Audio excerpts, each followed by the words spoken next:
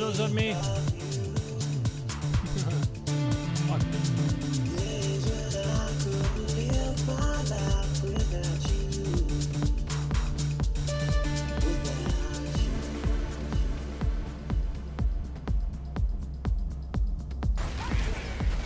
Oh my god, he's playing Halo.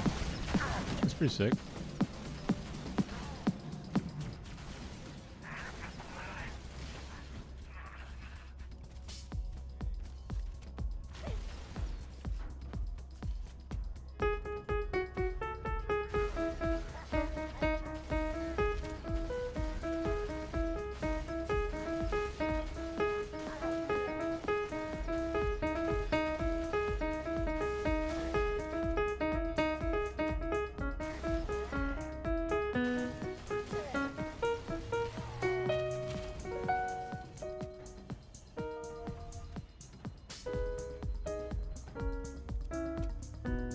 Okay, let's go.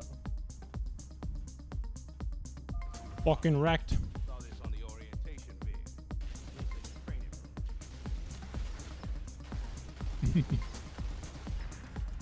Fucking wrecked. Yo, what's up, Circa? How you doing?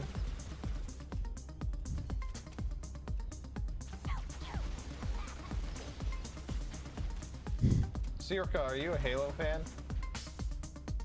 You're cooling off? What happened, bro? I don't know. What happened?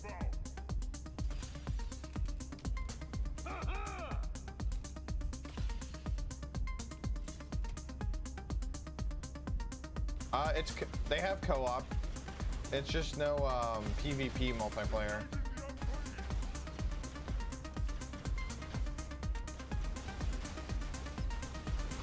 It has up to 4-player co-op and split screen.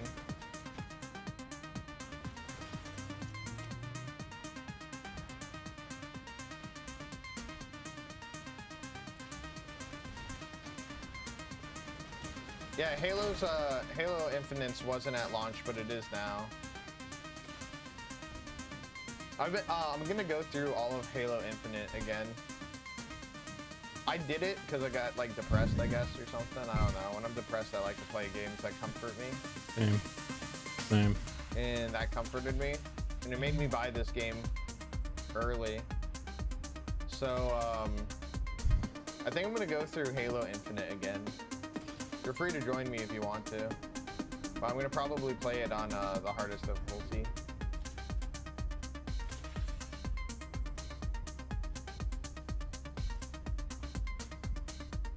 Where does it want me to go? Look at that face, bro.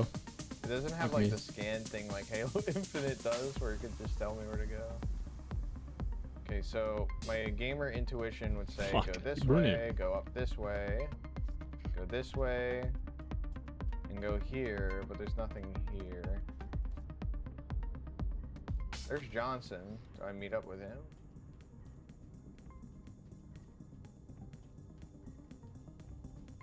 So I came from that way. Oh, that's why. What?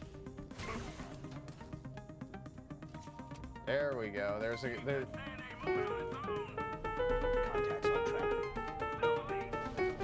Oh shit. Oh shit, dude. They fucking wrecked me. They came out of nowhere.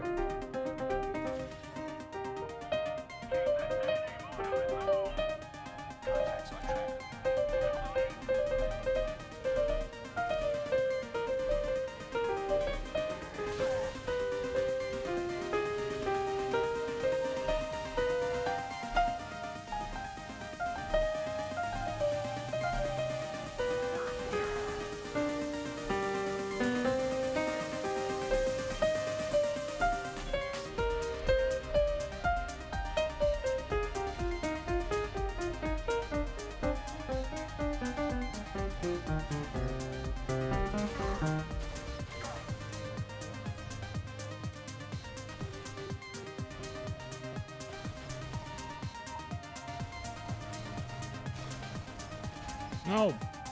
Fucking thing almost deleted itself.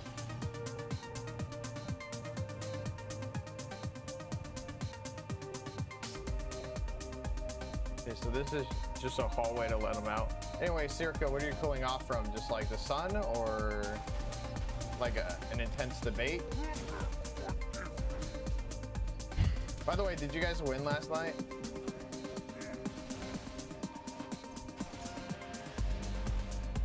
I was out and about until like 9 o'clock yesterday, so I wasn't able to see everything.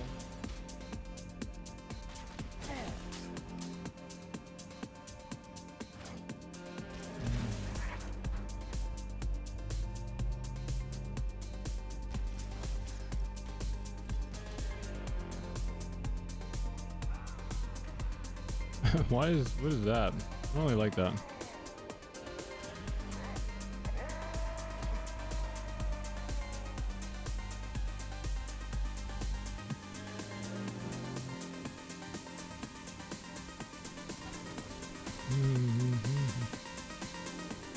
Boom, boom, boom, boom, boom, boom, boom, boom, boom, boom, boom, boom, boom.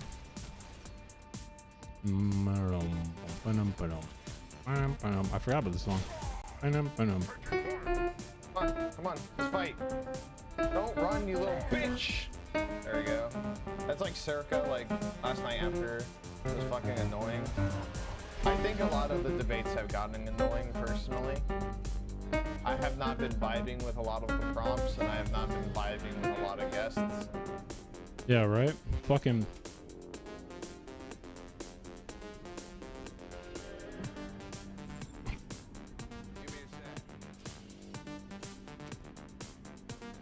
I've liked your informative streams where you've been like reading through like legislation and like news about legislation that I normally probably wouldn't go through myself.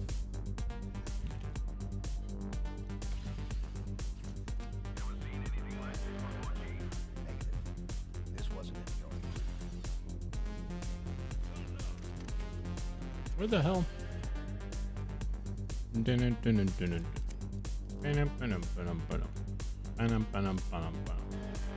sleeping.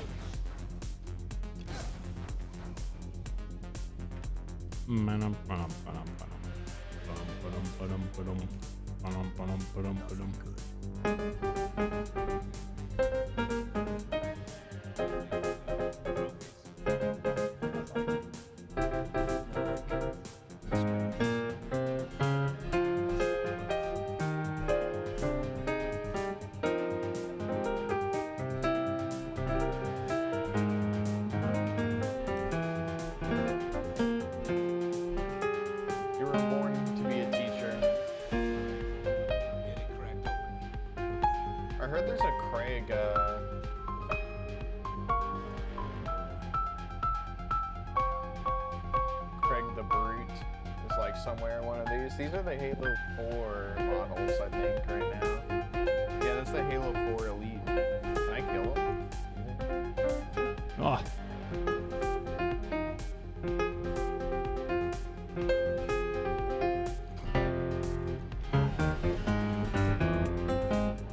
There we go. Yeah.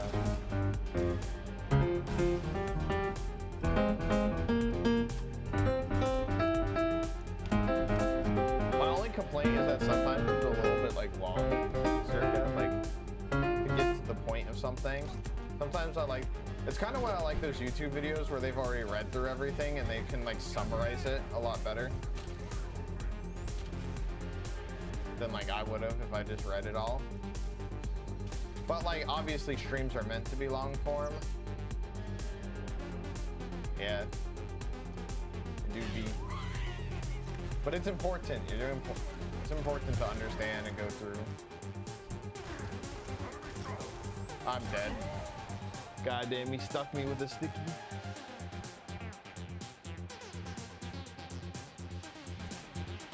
The guests came on last night. From like horseradish or for and instantly disrespectful, yeah.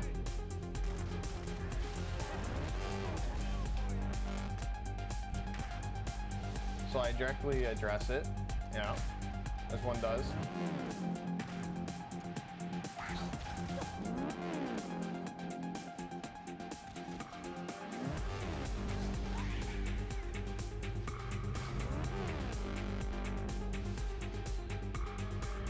Ugh.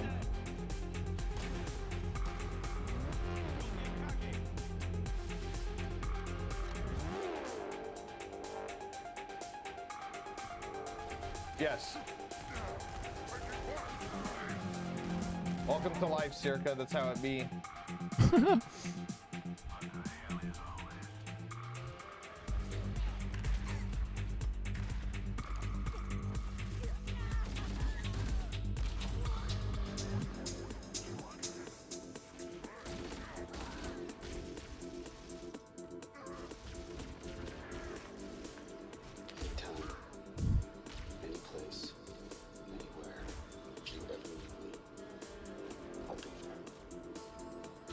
I think I did. No, yeah, we're good.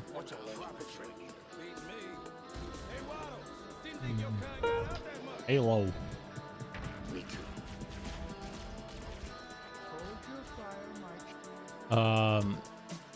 Fucking Melanie.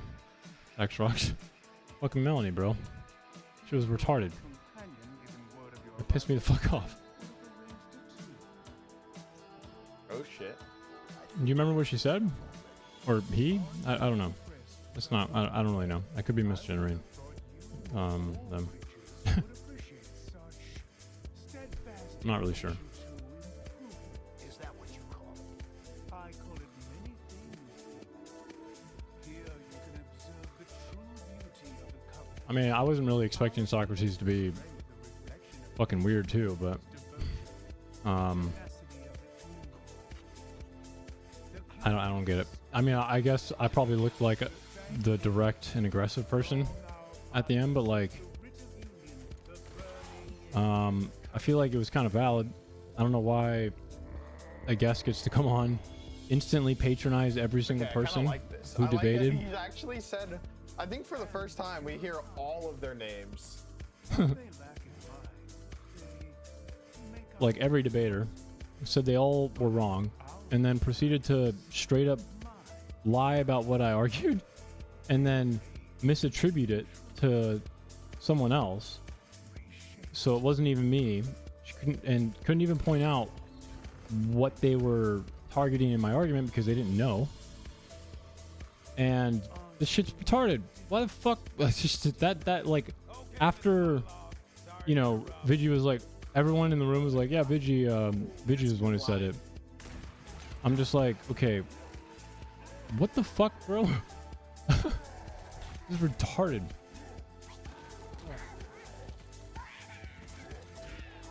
But I was the one who looked conspicuous, so because I don't know, I'm more direct.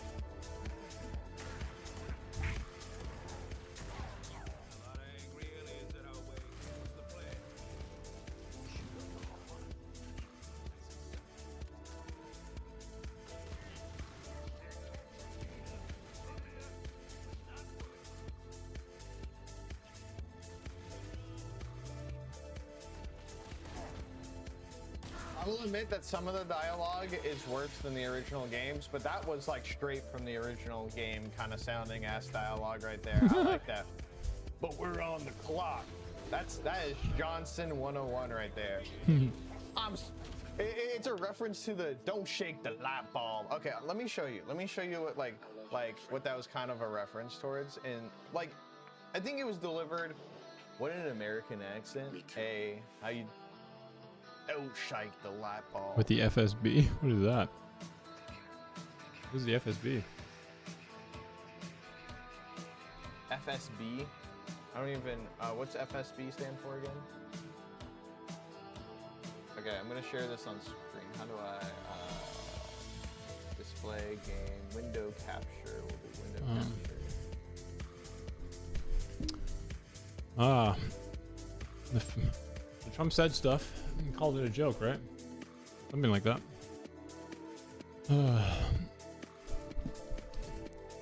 He's not really joking though. I'm just gonna be honest. This is what he's good at. He's naturally gifted at being an abuser, so you know. I said, you know, when you say some things, you never make a comeback. It's not like, oh, gee, hey, Don, let's have dinner from Brett Baer. Brett Baer said, it's not raining. I said, where are you? I'm standing at the mall, and I'm waiting to go in the White House. Then others called up. They said the same thing. And I said, you know, this is terrible. But there was lightning. Not big lightning, but you don't have to have big lightning. Just have to, it takes just a little bit to do some big damage. So they said, everybody must leave. Everybody.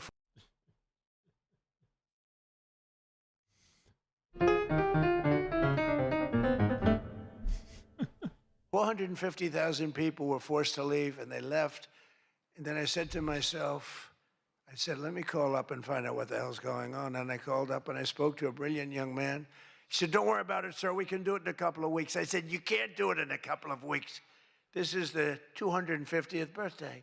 In 2 weeks, what are we going to do? Say, let's go? We're going to have a redo? No.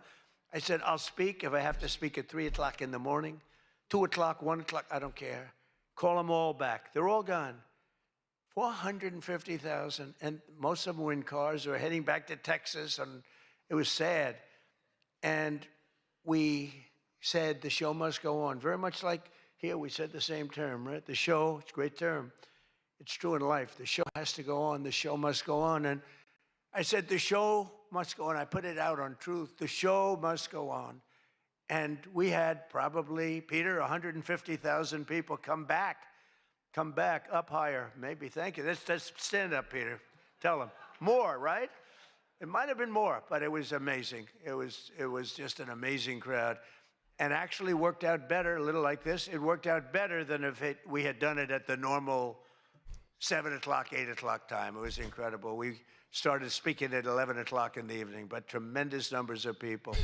Thousands and thousands came roaring back. And it was a great evening. And it was a celebration. And we didn't do it the following day, and we didn't do it 2 weeks later. We did it when we were supposed to do it. It was a fantastic celebration.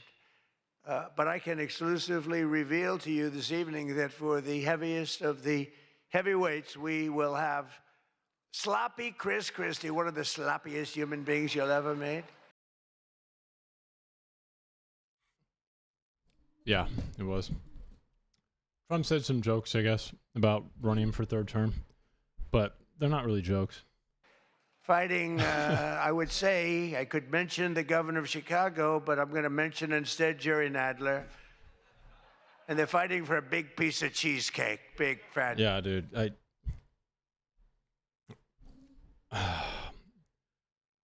This guy has had everything in life, I feel like, right? We could probably say that's true. And attained the presidency. And he has nothing to say.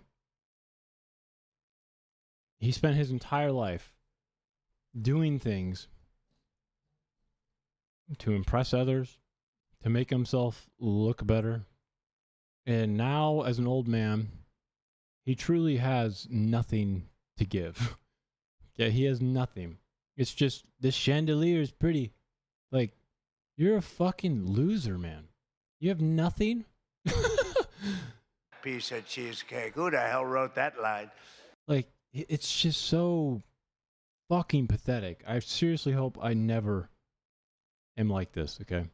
Where, again, you spend your entire life, and he's had access to everything, to end up as the old man who just continually still tries to impress people with chandeliers. Like, what are you doing? But it is true. And then you have a Congresswoman, Alexandria Ocasio-Cortez, AOC plus 3. That's her 3 friends, right? AOC plus. Like, this isn't even cool either. Like, I don't know. Plus 3, and I watched her give that answer when she was over in Europe. It was not a good answer. If I ever gave that answer, I would be out of politics. Remember, you cannot have a 19-second wait time to answer really a very quite simple question. Why not? But we'll then have a rematch against an extreme, simple question on a foreign policy from Munich Security Conference. It was a big security conference, and this was our first time up in terms of that. And we had a sort of little preview, and then Anderson Cooper is going to fight Lawrence O'Donnell. I'm not a fan of Lawrence O'Donnell. I like Anderson, actually, because he's covered me well for many I years. thought it was And he went Rosie bad as O'Donnell. soon as I went for I politics. thought he didn't like Rosie O'Donnell. But for years, he loved interviewing. I did so many interviews with him, and he was great. But, you know, he's got a little different persuasion than me in many ways, actually. And Lawrence O'Donnell, never liked him, never thought he had any talent. But he's still making a living, so I can't knock it. But we had a contest for who had the lowest ratings and the lowest IQ on television. It's so... I'm not even going to watch it. I'm not gonna, And that was actually we're Don gonna skip to the part that matters, because it's just... You know, like, I don't want to be here. That's kind of what's going on there. So I'm just gonna go to the what the hell just happened?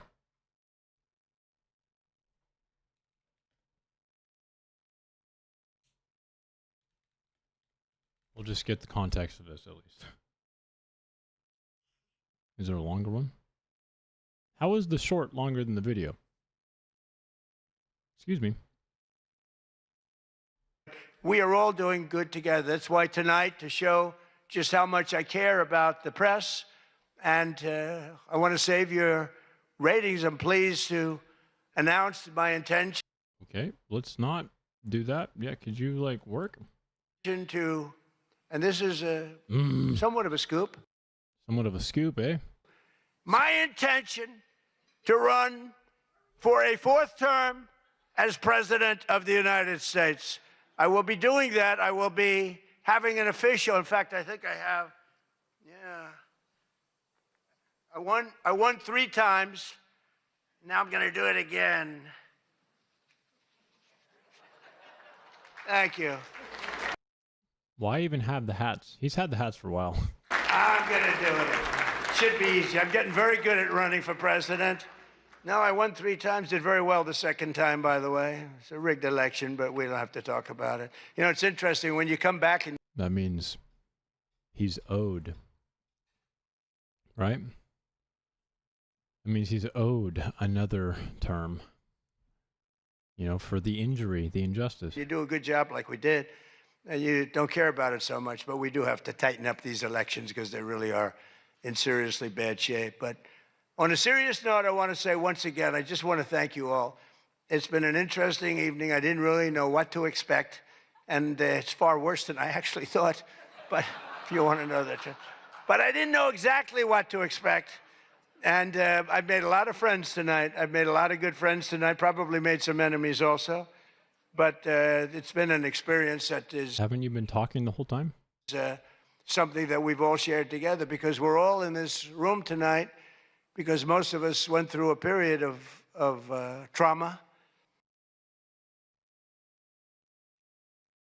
We're talking about the shooter? The guy who slipped and fell? From just a short while ago. And, you know, some people said they I think we can say that thankfully there was no trauma to be had. wanted to come, but they were afraid to come, and you people weren't afraid to come. Why would they be afraid to come?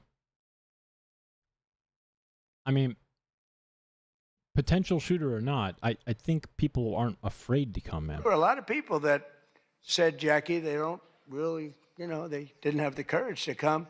And we don't want that to happen. And I'm sure it's not going to happen. We're going to do things. Again, I want to It's happening right now. It already happened, didn't it? Isn't it the end? thank our law enforcement, keeps us safe. All law enforcement. It's, we have Fucking. the greatest people on earth. You know, we had 2 years ago, we had the worst record of recruitment in, as an example, the military. This is factually just not true. Just letting you guys know. While I go find Army, Navy, Air Force, Marines, the Coast Guard, Space Force. I actually- love Space Force. Look at all that shooting we're Fuck. able to do. I from just hit my space. sound That lock was my button. baby. God damn it. But all of the branches of, you couldn't get people to join. This is literally just not true. It took a dive during COVID for a second, but it was absolutely on its way back up. And it didn't even go that far down. So, one sec. Blah, blah, blah, blah, blah. He's made this claim a few times, so obviously I went back and looked for it a long time ago. Military recruitment. 2022. So I made this.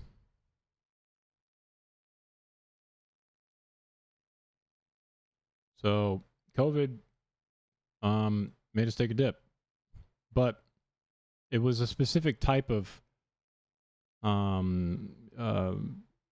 like people we weren't recruiting. Okay, so a specific type.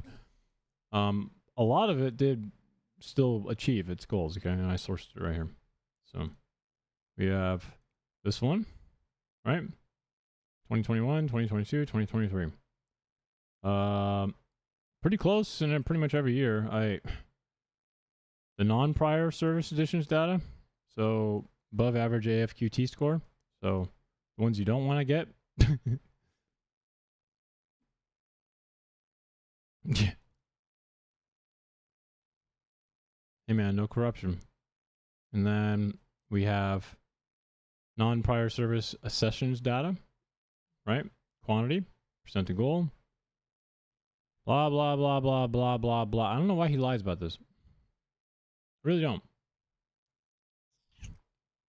And yes, the recruitment was better in 2024 and technically 2025, but it was already on its way back up to normal numbers again. So I'm not really a big claim. This was 2 years ago. You couldn't get people to join. This was Like, really? Couldn't at all? Next. 2 years ago. And last week, you probably saw, some of you wrote the story, we have the single best recruiting of people into our armed forces than we have ever had. Okay. This one I know is not true.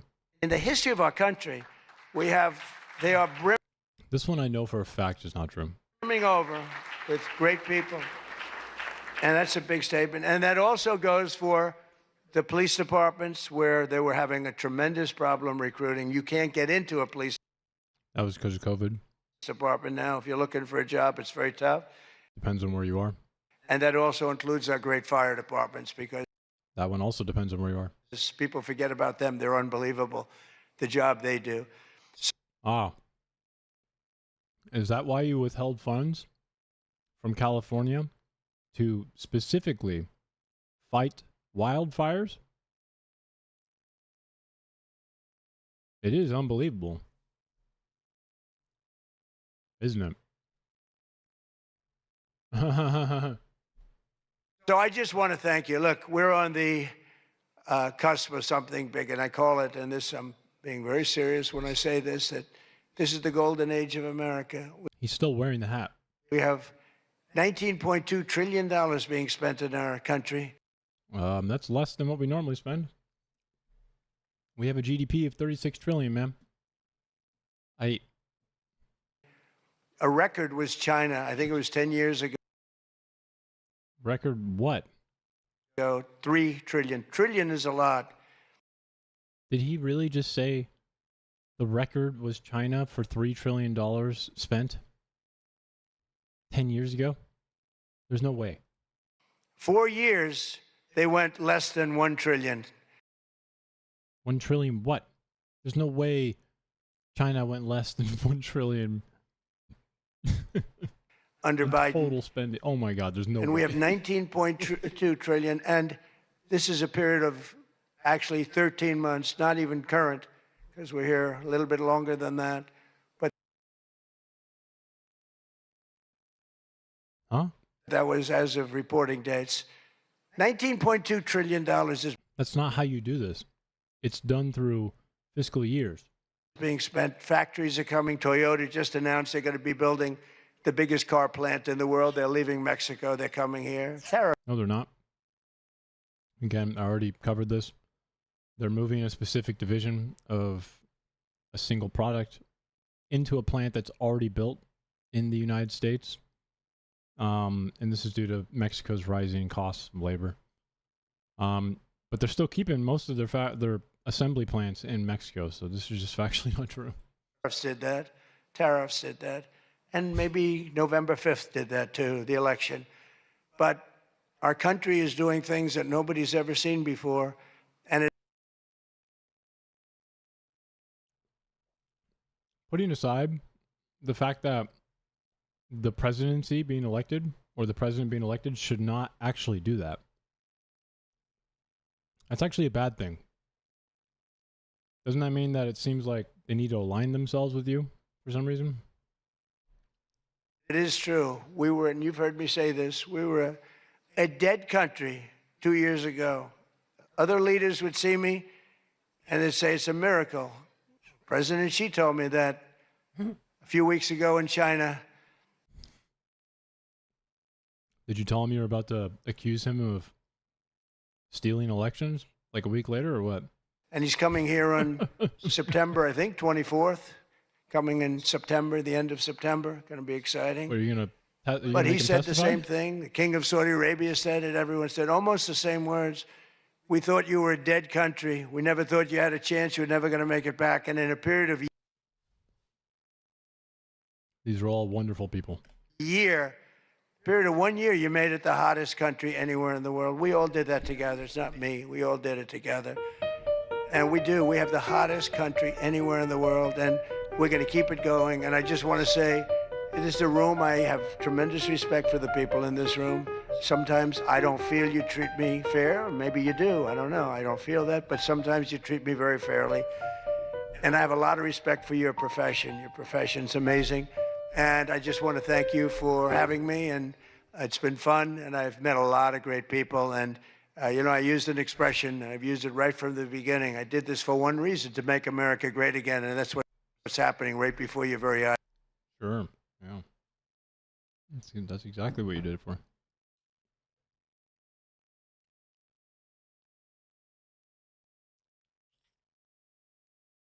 Well,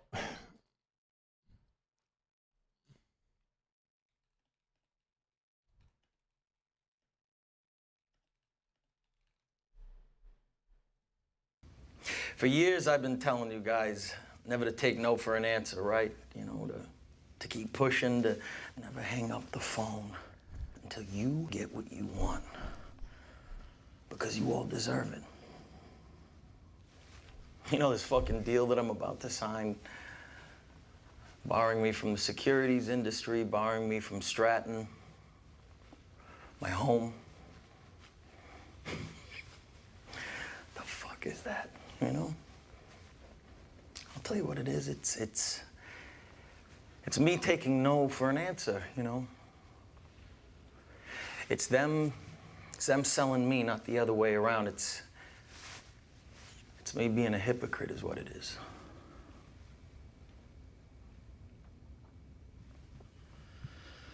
So, I'm not fucking leaving.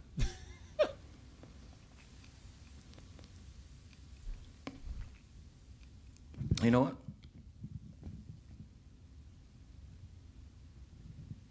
I'm not leaving. I'm not leaving. I'm not fucking leaving!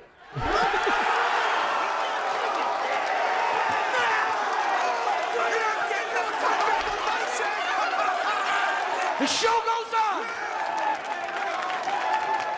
This is my home! They're gonna need a fucking wrecking ball to take me out of here! They're gonna need to send in the National Guard or fucking SWAT team, because I ain't going nowhere!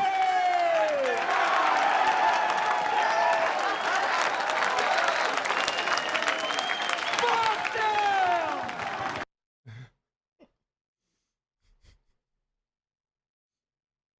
Accurate. Accurate. About a year ago, I took a long look at the Daily Wire's decline, and some recent news has me wanting to look at that once again to see how they're doing. I also thought it would be fun to go back in time slightly to look at one of their lesser-known flops. I'd like to start with a very funny video Ben Shapiro released a few months back titled, "All the Haters Can Kiss My Ass," where he supposedly debunks the narrative that the Daily Wire is failing, all while never really giving any solid information. According to Podtrac, our podcast reach is 41 million people per month. We're ranked 6th globally. We have a total of 11 shows. Paramount, to take an example from that same chart, is ranked 4th globally. They have 145 shows. Maybe this was true back in May when the video came out, but if we're meant to trust Podtrack's numbers, things have measurably gotten worse for the Daily Wire. First off, looking at the most recent rankings, the Daily Wire is no longer ranked 6th, but 7th. In the video, Shapiro said their podcasts reached 41 million people a month, but that's fallen to 38.5 million. He also uses Paramount as an example of a network that has way more shows but less views, which is a bit disingenuous. Aside from the fact that Paramount has pulled ahead of them, I could play the exact same game by pointing out the Midas Media Network only has 11 shows and almost 100 million more views than the Daily Wire. It's very easy to play games with cherry-pick stats. What really matters here is how the numbers have changed over time. Going back to March of 2024, we can see the Daily Wire was ranked 2nd with 78 million views. They have less than half of that a little over 2 years later. Oh, So, shit. yeah, I think it's fair to say that things have declined. Shapiro's video also goes into a strange conspiracy between the media and some conservative influencers to destroy traditional conservatism, or in other words, the Daily Wire. Again, that alliance between the left and the woke right is totally real, and it's active. Oh my God. Brother. This is why they are getting together Brother. to formulate stories. It is why they are repeating the same talking points. Sometimes facts are just plain to see, based on the public viewership numbers. Even the one Shapiro cites in this video, the Daily Wire is on the decline. This is just a fact. It's not a conspiracy, it's just people looking at reality. When this video came out, the facts were already pretty dire for the Daily Wire, and new facts that have come out since haven't really helped. Semaphore published a fascinating article that, for the first time in years, gave us some real numbers for the Daily Wire. As a private company, a lot of this information has been difficult to come by, and since I'm slightly obsessed with the Daily Wire, you can imagine this felt like Christmas for me. One of the big confirmations Benny. was the company's valuation of Benny. $750 million. This was a figure I mentioned in my previous video covering the Pendragon cycle, though it seems I might have been a bit hasty in assuming that the $100 million investment had been secured. Those talks, at least according to the documents obtained by Semaphore, are still happening, albeit with a different investor, Highmount Capital. Whether or not the Daily Wire has secured this funding or is still in negotiations, though, is not really known for certain. But we did get a look at some interesting numbers associated with the Daily Wire's business. It was a mix of good numbers and bad numbers for the Daily Wire, and I thought it would be interesting to go through some of them. Let's start with the good. Last year, the Daily Wire had an EBITDA of $48 million. For those who don't know what that is, it's an acronym for earnings before interest, tax. You know, his slavery video, as much as it sucks ass, I think it is probably their best output right now.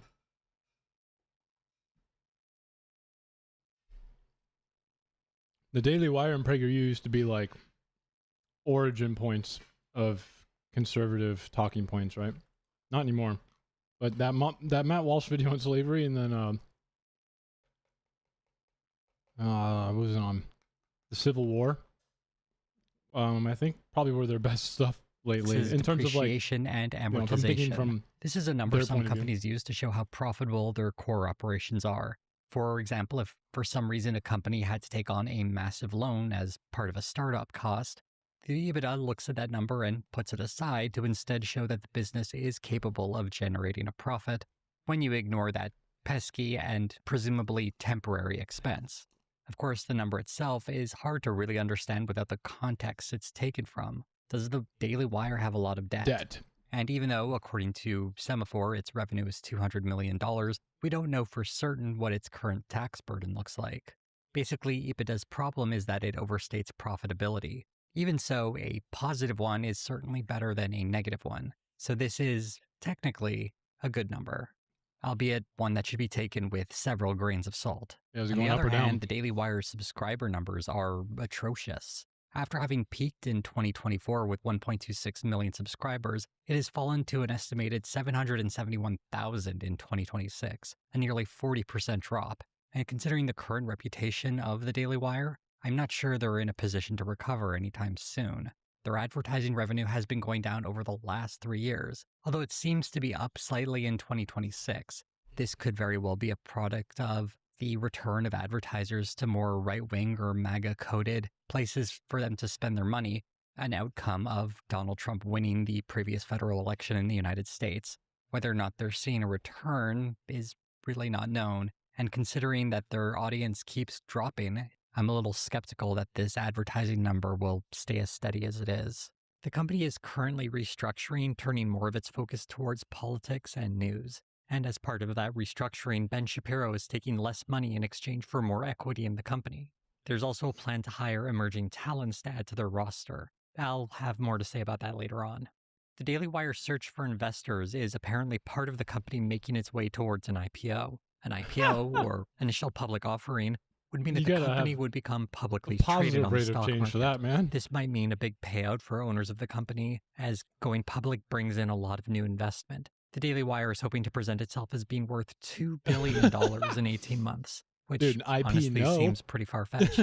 Though if they can make it to an IPO, it could leave any investors holding onto a company that's worth far less than it's hyped up to be. Dylan Byers from Puck News, who wrote an article about the subject, included an interesting quote. A well-placed source texted me to offer a clear-eyed assessment. They are wanting and needing to grab cash, the source said. I've never known what it feels like to be drowning, but I guess this is that. One upside to an IPO would mean that the Daily Wire would need to publicly share its numbers, something I would love to read. But considering its current struggles, it may never get to that point. There's a real irony here, as the Daily Wire going public has been a topic for years, and when former CEO Jeremy Boring discussed it, he resisted the idea of an IPO because it would mean the company possibly polluting their ideological mission. Now, when the company seems to be worth far less than it was a few years ago, it's willing to go after that IPO. Another article from Semaphore also revealed that the Daily Wire seems to be scaling back its consumer products business, selling off its Jeremy Razors consumer brand to its former CEO, Jeremy Boring. A few years ago, this part of the business was supposedly generating tens of millions of dollars as people vastly overpaid for white label razors from Asia because they were anti-woke, whatever that's supposed to mean about a razor. There was no information about how much it was sold for, or how profitable these products even were anymore. It may simply be the Daily Wire trying to focus on its main mission as a media company without all the additional add-ons like merchandise. Maybe Jeremy Boring will do better by folding it into his new company, Boring Media. I originally wrote a joke in my script here about his struggling podcast, but I won't insult anyone's intelligence by pretending that anyone for a second cares about it. Zelda. After Jeremy Boring stepped down, Caleb Robinson took over as the CEO. People mistakenly assumed that he was new to the position. Who the fuck is this? But he and Boring were actually co-CEOs at the time. What? But now Robinson is gone too, and the Daily Wire's new CEO is Mike Richards, a former executive producer on various game shows such as Let's Make a Deal and The Price is Right. Not to be confused with the guy who played Kramer on Seinfeld, or the former center for the Philadelphia Flyers. What? In an interview with The Hollywood Reporter, Richards is relatively upbeat. Although he acknowledged the failure of the Pendragon cycle, he did try to spin it as best he could. Sadly, the interview was published before the Semaphore article because that revealed the budget for the series was way higher than the low $20 million most people speculated. The total amount spent by the Daily Wire for the series reached $50 million. I don't know how much of that is included in the initial production in 2024, how much of that went to reshoots, and how much of that went into promoting the series, but that is very clearly a lot of money, and it's highly unlikely that it earned back anywhere near that amount. Although recently I did notice that the Pendragon cycle seems to be on Amazon Prime, at least in the UK, so presumably they got some amount of money for that. The Richards interview vaguely mentions that numbers are looking good for Ben Shapiro, though he doesn't give us anything more specific than he's up 7% year over year across all platforms. He also said Shapiro's numbers are down from 2024, so it sounds like he's trying to hype things up without really going into specifics. Back in May of 2026, there were layoffs at the Daily Wire, which Richards confirms. It was speculated from various sources that the layoffs were something like 40 to 50% of the staff. The figure. I remember the Daily Wire was a very popular place for young conservatives who wanted to get into journalism for a bit. So Richards gives is 13%. And it seems a lot of these people were on the production side of things. What's happened recently at the Daily Wire is a lot of the hosts for the various shows now live in different parts of the United States as opposed to all being in Nashville. So the big production team that they had at their Nashville studios has been dramatically reduced. I should also acknowledge some other hosts have left, aside from the big names like Brett Cooper and Candace Owens. Their rarely watched sports program, Crane and Company, is no longer at the Daily Wire. They've changed their name to Crane and Cone, and is now part of On3 or One. I'm not really sure how to say it. If you recognize these guys from anything, it's certainly not from their show, which very few people watched, but rather they were stars of the Daily Wire movie Lady Ballers. I guess with the movie's stars all gone, including its writer and director, we'll never get that Lady Baller sequel. Looking at the new faces who have joined.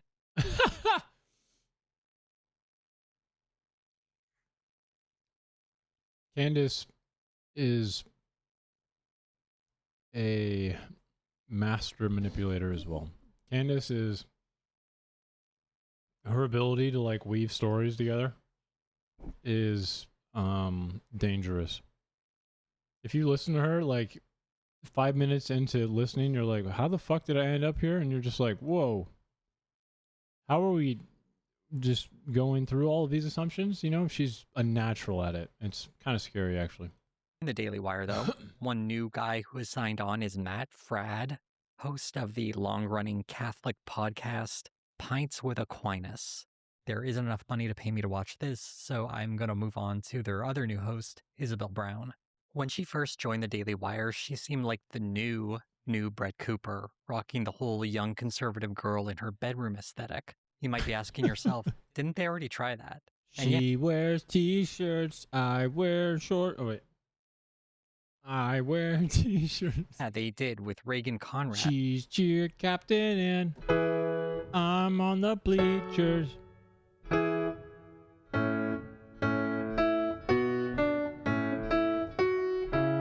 does it go?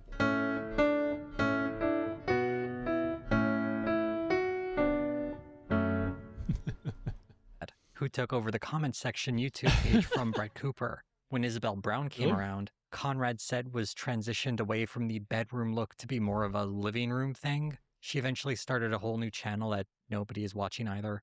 I'm not sure if the comment section has been canceled or if Conrad is on maternity leave, but regardless, she continues to underwhelm. They clearly have not been able to fill the void that Brett Cooper has left. Isabel Brown, on the other hand, seems to have found a little bit of traction, still nowhere near Brett Cooper's level of popularity, but she seems to have found some kind of audience. Then the Daily Wire sends her out to do thankless jobs like going to Trump's poorly attended state fair.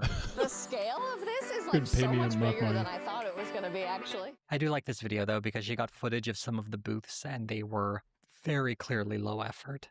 Like this Alaska booth, it's like they didn't even try. The Daily Wire's most recent new hire is a young man who goes by the name Matt Nuclear. I'm not sure how long he'll last, as in his very first show... Oh no, he's the Jubilee kid, bro. Fuck. This kid's so annoying. He is so fucking annoying. which included fancy graphics and an intro. He accidentally revealed a public chat log of conversations he had with an AI. Some of the more embarrassing parts were asking the AI to hype him up so he can feel a little bit better about himself, which honestly, kind of sad. Perhaps more interesting from a business perspective is that he revealed his contract with the Daily Wire, and we've learned that he's getting paid $500 per episode, which is ridiculous for a guy whose original non-Daily Wire channel has, at the time of me writing this, less than 10,000 subscribers. The whole experience, I'm sure, left him with egg on his face, but he's also learning an important lesson that to make it in the conservative media space, sometimes that involves, metaphorically, shitting your pants in public and then pretending like it's a cool thing that you definitely aren't ashamed of.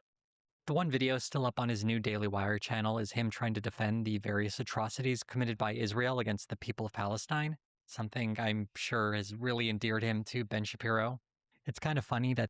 Look, man, it's not very hard. Don't do that. There you go. Easy. This guy is so low on the totem pole that he actually has to debate random people while Ben Shapiro has to hide for cover. Going back to Matt Nuclear, though. What are those topics? Palestine is a myth? I don't even know what that means. Oh, there's this sad desperation in his work as his smug personality tries to ignore a chat that's filled with racists typing out fried chicken as he says he isn't bothered by any of it. This part I wanted to highlight because it's particularly sad. I won't pretend like we don't have racism on the left, but it's so widespread on the right that I imagine it's less like traveling over troubled water and more like immersing yourself in it. Looking at the existing hosts, many of them have been sliding down in popularity. I've already covered Ben Shapiro in a previous video. Looking at the other hosts on the Daily Wire, he's not the only one on a decline. Andrew Klavan, who has never been particularly popular, has metrics that, when I looked them up on Social Blade, seem like a bad joke. Michael Knowles didn't really fare much better. And these two guys, I mean, let's be real, they were never big stars. They kind of were just there to make up the numbers. But even they seem to be losing what little audience they had. Things are also looking bad for the Morning Wire, which you might be wondering, what the hell is that? What is that? It's the Daily Wire's morning show that offers a summary of the news of the day with a conservative perspective. No one has ever really watched this thing, and that remains true to this day. They have another new show called Wired and Live, which is on the Daily Wire Plus, so I have no idea what it's. Stop it with the wires, guys. Come on now. Metrics are like. Think outside the box. But I did notice they like to cover the real stories, like how Mayor Mamdani is bringing drag queens to New York City, which sounds like he's making New York City even more fun. There's also the absence of Jordan Peterson that's affecting the company. I'm not sure how much money they spent on him, but considering his chronic health issues over the last... Bro, when you pay for the Jordan Peterson, you pay for the Xanax fucking binges as well, man. couple of years, it's hard to imagine there's been much of a return on. You don't get to choose genius, okay? You get what you get from genius, all right? Fucking some months he's fine. The next month, he's in the middle of Mexico. Hey, I've got negative $3,000 in my bank account, and I just flipped my car. I don't know where the fuck I am or what happened. Can you help me? What? I don't think he's a genius. That investment. Peterson signed with the Daily Wire back in 2022, even though the details... I think he's a somewhat talented orator. When he's speaking on his own terms, not when he's in debate. As in, he's pretty charismatic when the audience is already has a predisposition to like him. I think he's like not dumb, but ultimately, I don't know. Jordan Peterson's one of those people where I feel like I watched a lot because a lot of politics and just conversation in general originated from him. And I like always wanted him to be better than what he was. For our private, I suspect he probably was paid a significant amount of money. Back then, he was still very much a hot commodity. His stock has dropped considerably since then, but in the context of 4 years ago, we do have a slight hint at the kind of money they might have offered him. Back in 2023, Steven Crowder revealed that the Daily Wire offered him a deal of $50 million over the course.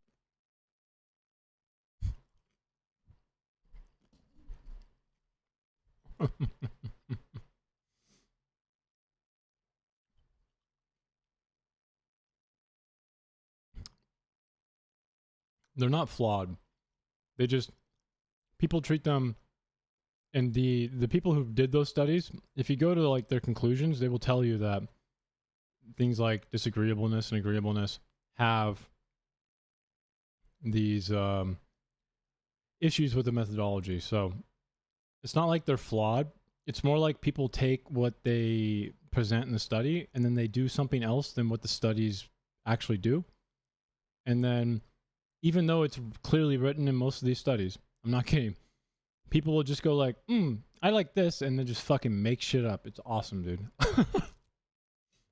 So 4 years. According to Jeremy Boring, this was actually just an opening offer, so it's quite possible they might have offered him even more money than that if he had been smart enough to negotiate. Although he was too busy abusing his wife or something. You know, forcing his wife to like apply flea killer to the dog while she's pregnant. Jordan Peterson was probably not expected to produce the same amount of videos as Steven Crowder had been producing. Kind of. He's definitely a theater kid. That's for sure. It's more like a lot of the times, like, do you know the famous immigration study that David Carr did about the Miami immigrant boat crisis or whatever? People use that goddamn paper to show to say this. Immigration is always good. And then I have to sit there and be like, okay, like, Card in his conclusion quite literally does not say that. He says the opposite. In his research, it was primarily a good thing, but he caveats it with like an entire fucking conclusion section that's like, but Miami is predominantly Cuban already, so assimilation was easy. Same with Job Pass, because it's predominantly Cuban already and was getting Cuban immigrants for like 20 years before that. So it's practically a mini Cuba. Therefore, the immigration that came was not really much of a shock. So you have to be careful using my research outside of Miami. And then people went, nah, I don't care. I'm going to use it outside of Miami. I do suspect that the Daily Wire hoped to get Awesome. more out of him than they did over the course of the last 4 years. Looking at his Correct. His paper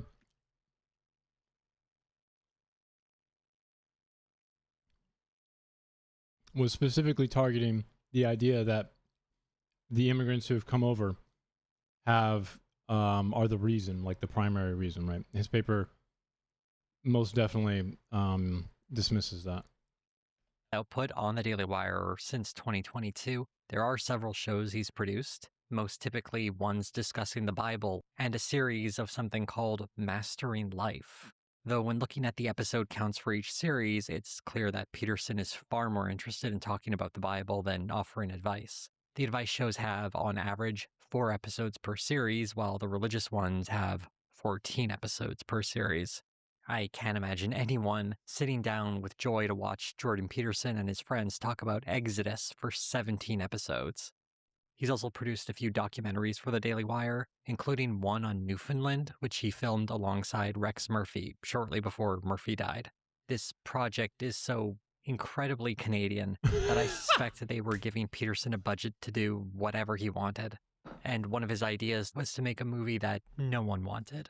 And the people of Newfoundland deserve better. One of the few bright spots for the company has been Matt Walsh's new series, Real History, filled with shocking revelations that classes on American history. This is what I was just talking about. It sucks ass, but I mean, kind of a somewhat popular, right? Don't talk about slavery in Asia, presumably because American history classes tend to focus on America. This really encapsulates what his history videos are like. He isn't interested in examining the history of slavery as a concept or slavery specifically tied to how it was practiced in the United States. He wants to cherry-pick historical facts to, from his perspective, change the perception of the historical record so it's more favorable towards the United States. He sees himself as correcting the record, which has been supposedly taken over by left-wing academics. The project also extends in the glorification of white people in general, as evidenced by his fixation on race and its place in American history. These videos are not an honest attempt to understand history as a subject worth studying.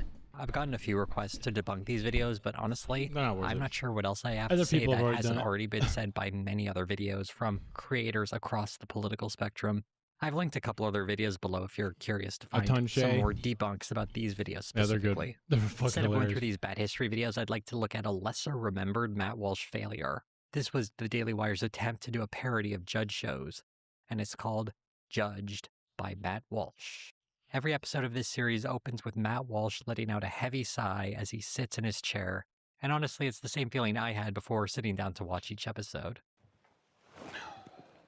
The show is meant to be a parody of those obviously scripted judge shows that pollute television, which themselves seem like an unintentional parody of the justice system. So the end result is something so self-aware and cynical that it's hard to imagine anyone enjoying it. Throughout the series, Yeah, Matt pretty Walsh sure it is. has two jokes he leans on very heavily, repeatedly hammering the gavel Please be seated. May I be seated? You can sit down. Gentlemen, it's now time to deliberate. and repeating the details of each case to highlight how absurd they are. After all that, then your toilet breaks, and you say, oh, I know just the guy for that. Yes. If you're a fan of Matt Walsh's political commentary for some reason, you won't find any of it here. It's just him trying to be funny. The fact that it only ran for a single Ollie's probably referring to his H score or whatever the fuck it's called. H index. What is it called again? Is it an H index, right? Which kind of is like a rating index for impact by professors. And I mean, the reason he got his job at the University of Toronto, if I'm not mistaken, was because of a friend. And if I remember correctly,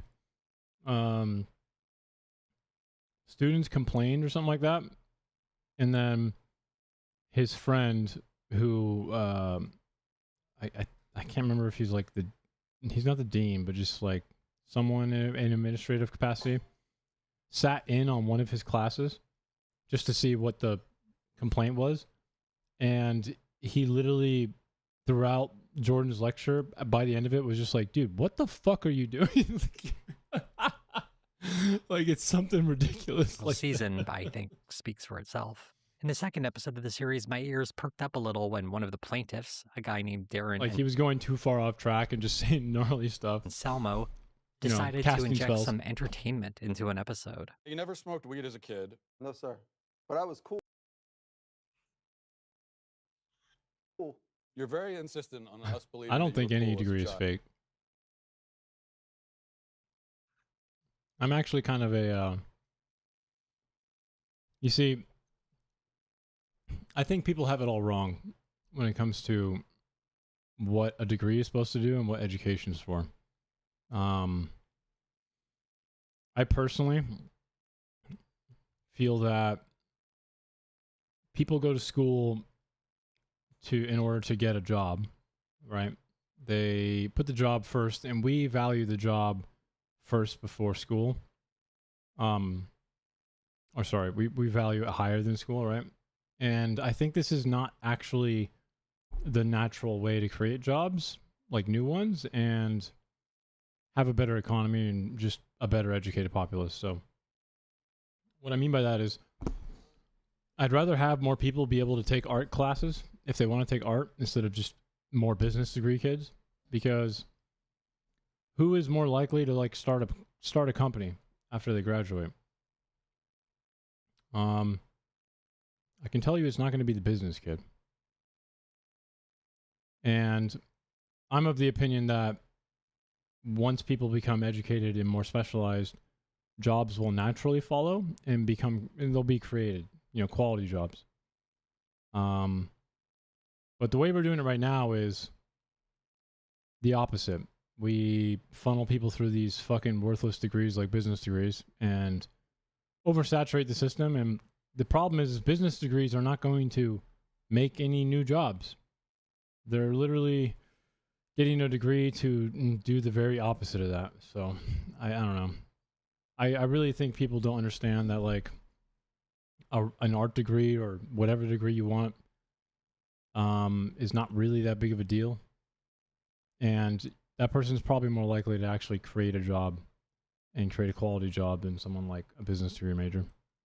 I even got proof that I was cool. This guy is obviously an actor, and he was easy enough to track down because he used his real name, leading me to his IMDb page. I was surprised to find out he's appeared as an actor on multiple Judge shows. He's actually played 7 different guys on the Judge Porter show.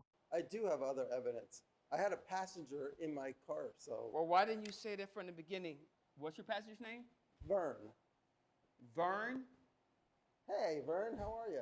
I'm good. Sadly, his appearance on the Matt Walsh show fell apart with a really bad bit about him being a rapper. That's notorious P.I.G., right? Because Notorious B.I.G. died. The sad thing about this being used in the Matt Walsh show is that it was ripped off from another Judge show that Anselmo appeared on. This one was titled Relative Justice. Apologies for the subtitles, but I could only find the video on TikTok. And yes, this episode did air before the Matt Walsh one, so they ripped off Relative Justice. I'm going to be a gangster rapping Notorious P.I.G. I'm going to be P.I.G. instead of B.I.G. because he's gone. As the series goes on, the performances on the show got increasingly dire, though I think a lot of that rests on the poor construction of the show. It seemed like none of the participants were fully aware of what their cases were supposed to be, and none of them had the improv skills to carry Matt Walsh through each case, as he would frequently fall back on his usual shtick of pointing out that these cases were really weird, or just hammering the gavel. The actors on the show seem to be instructed to find Matt Walsh funny, which leads to some painful forced laughter. So a modeling workshop, otherwise known as a workshop for future baristas. The bailiff, played by comedian Kyler Finney, tries to add some levity to each case, though his bag of tricks is also very shallow, as they too frequently have him read out text messaging.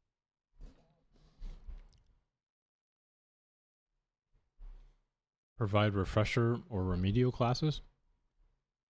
I'm pretty sure every university that I know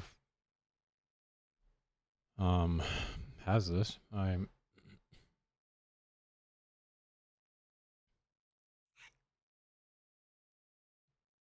Do you mean like elementary school and high school? I think secondary is high school in Canada, right? Or the UK. And then primary will be elementary, right?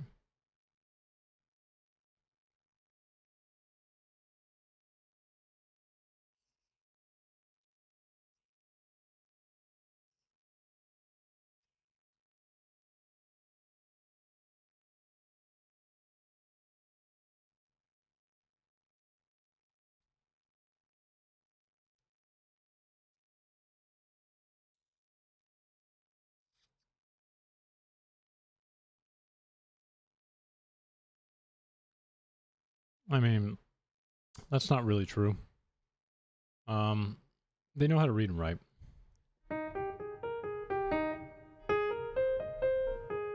What's funny, Slayer, is you can pick a random, college graduate boomer, and I assure you they've forgotten how to do any of those things.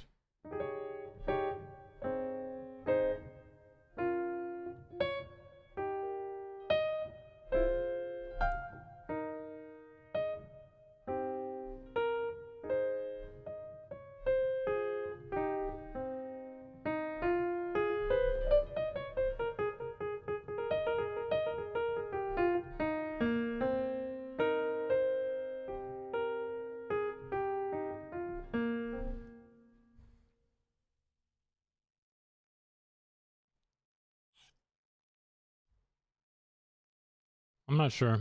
I don't really like standardized testing. Memorization is not, I think, it's proven to be something that is not really that fruitful, even though it's still important.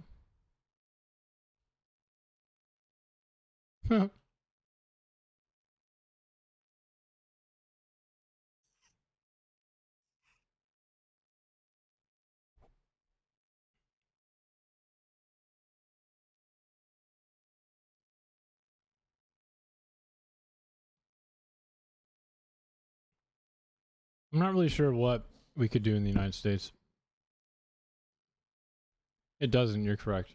But in the United States, the elementary and middle school, high school levels, they pretty much test for memory. Scantron stuff, right? Your SATs, all that kind of shit. People who do well on SATs are generally the ones who their parents make them go to like 15 practice tests, right? And then they get a good SAT score. Shocking.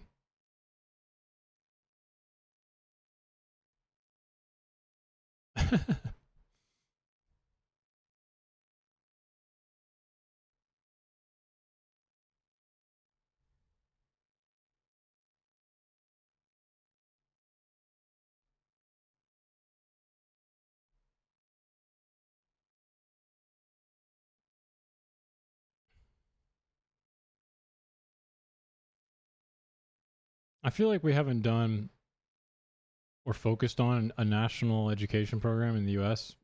Since before I was even born. I feel like it's always been focused on money, but even then, they don't get.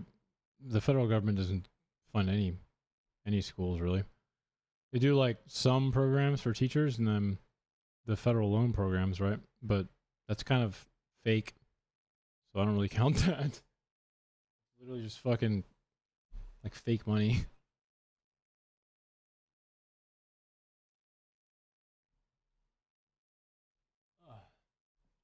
What?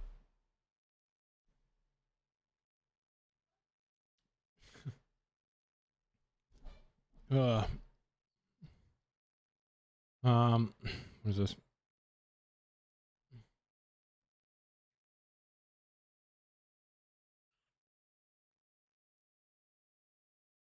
Interesting.